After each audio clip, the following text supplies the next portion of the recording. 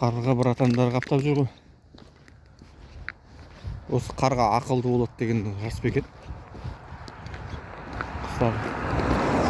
Мысалы балаларды көбінесе нетеді ғой, мысалы үлкен әжелер қарғамау, балапаным-ау деп айтады.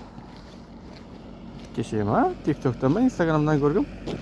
Ол қарға деп баланы жамандыққа емес, еркелетіп нетеді, жақсылыққа теңейді деп айтады. Кеше тиктоктан ба, инстаграмдан бір видео ролик көріп қалғам. Ана Мерседес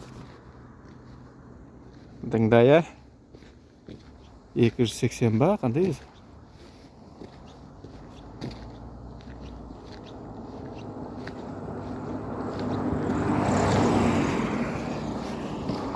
Да, күн тамаша.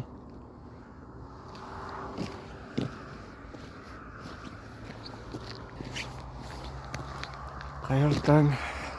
Жұмыстарыңа сәттілік. Күндерің нұрға. Қуаныш.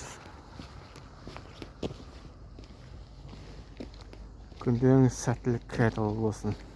Сау болыңдар.